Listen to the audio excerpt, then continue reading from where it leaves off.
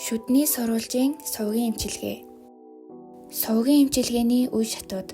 1-р, цоорлын хөндийг хэлбэржүүлэх эсвэл хуучин ломбыг авах. Шаардлагатай үед бүтэн шүдний хөндийг нээнэ. Сурвалжийн совгийн эмчилгээний зорилго нь өрөвслийн голомтыг арилгаснаар өвчинг намдах, эдгэрэх үйл явцыг идэвхжүүлэх, хурдасгах, шүдний анатомийн хэлбэр үйл ажиллагааг сэргээхэд оршино. Цоорлын хөндийг хэлбэржүүлж эсвэл хуучин ломбыг авсны дараагаар зөвлөцийг мэдээгүйжүүлэх эсвэл өвчүүлэх арга хэрэглэнэ. Шүдний хөндийг нээхэд ямар ч төрлийн өрөм хэрэглэж болох боловч жижиг хэмжээтэй бөөрөнхийн өрөм буюу шаравидны өрмөөр нээхэд илүү тохиромжтой байдаг. Цоорлын хөндий зажлах гадарга, тагнай ба хилний гадаргад байрласан үед зөөлцөд хүрэхийн тулд цоорлыг хэлбэржүүлэхээс эхэлнэ. Цоорлын хөндийг хэлбэржүүлсний дараа шүдний хөндийн хавхгийг жижиг бөөрөнхийн өрмөөр нэг цэгт цоолно. Үүнийг шүдний хөндийг нээх гинэ.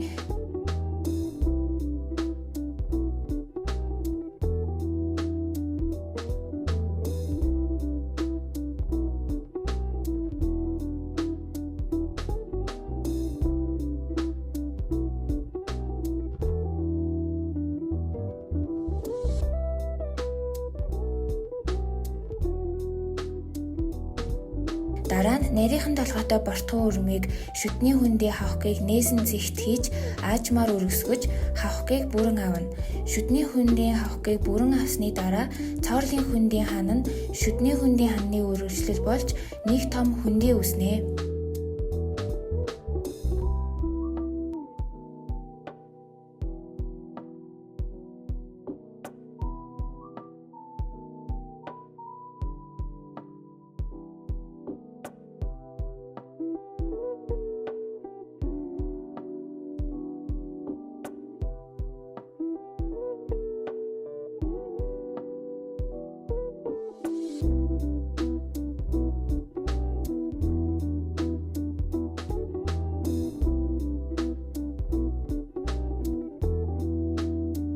Бөөрөнхийн өрмөн зөөлцийн эдийг ихээр гэмтээдэг учраас ажлын талбай цусаар дүүрснээс ажлах орчин харагдахгүй гэсэн сул талтай.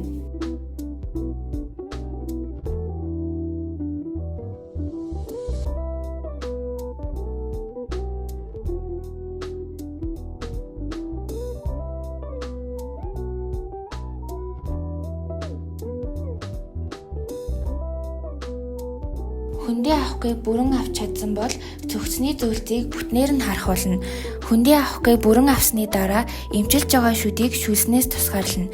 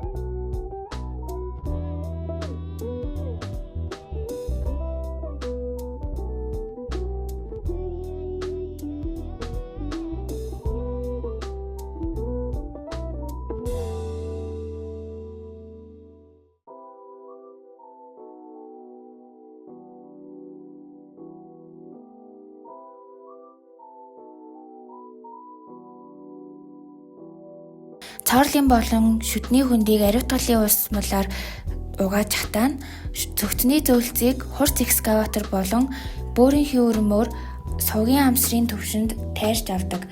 Экскаваторыг шүдний хөндийн ханыг дагуулan хөндийн оролт тулталд явуулаад зөөлцийг нь тайрч авдаг.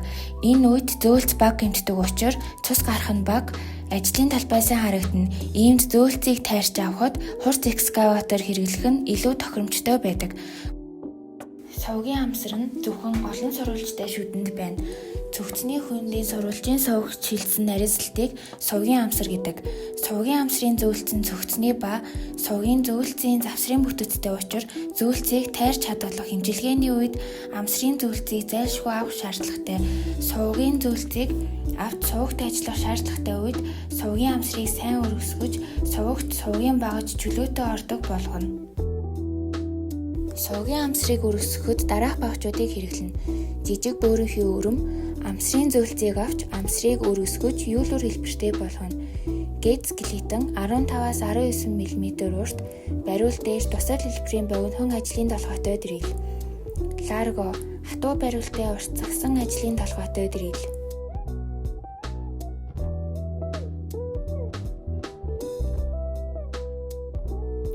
Сурвалжийн сувгийн зөөл заах арга. Сувагт зөөл цуглагчийг оруулах хамгийн бага өргөн нь 25 мм-с доошгүй байна. Үүнээс нарийнхан сувагт зөөлд тасарч үлдэх ба тэр нь өвдөлт үүсэх холбоосын өрөвсөл үүсэх шалтгаан болдог. Зөөлцийн өрөвслийн үед эд задраагүй учир сувгийн зөөлцийг авахдаа зөөлд цуглагчийг зөвхөн сувгийн оройд тултал оруулаад нэг удаа 360 градус эргүүлээд болгоомжтой татаж авна.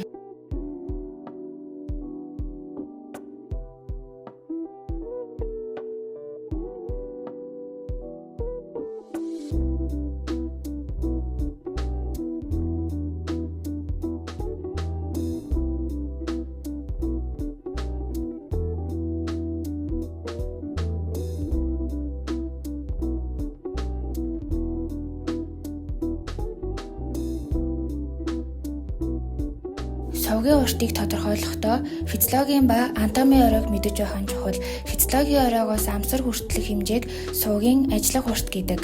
Гэвч амьдрал дээр энэ уртыг хэмжих бололцоогүй учир физиологийн оройгоос төгсний таслах ирмэг ба зажлах кадрыг хүртэлх уртыг хэмждэг. Сувгийг өргөсгөхөд багжийг зөв чиглүүлж оруулах нь маш чухал. Багжны хөдөлгөөнийг оруулах, эргүүлэх, гаргах гэсэн 3 үе хуваана. Багжийг сувгийн оройд тултал оруулаад дараа нь багжийг цагийн зүүнний дагуу 180 эсвэл 360 градус эргүүлээд багж сурвалжийн сувгийн эдэс шийдэнэ. Багжийг сувгаас гаргахад тугалмайн үртэс гарна. Тугалмайн үртсийг сувгаас бүрэн гаргахын тулд ариут тулын усмалыг сувагт шприцээр хийж шүлс сорогчоор соруулж сувгийн цаасан туруунд эсвэл сувгийн зүүнд ороосон хөвөн турундаар шингээн авна. Ингэсний дараа багжийг дахин сувагт оруулж үйлдэлийг давтна.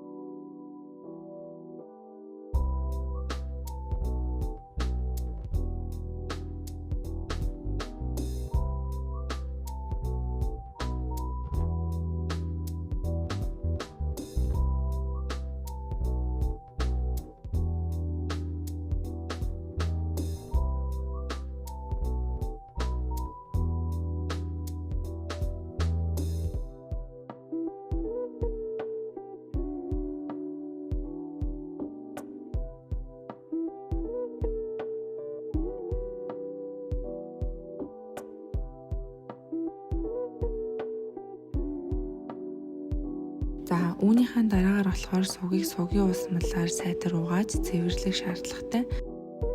Сурвалж аваад дараа нь хураашуулах хэрэгтэй байдаг. За энэ удаа бид нэр хураашуулахдаа paper point-ыг ашиглаж хураашуулж байна.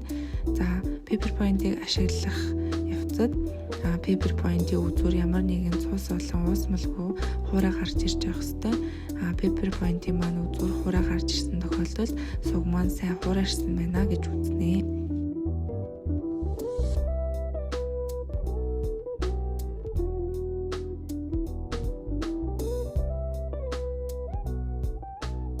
За энэний дараагаар сувг ломдох үйл явцтай бэлдэнэ.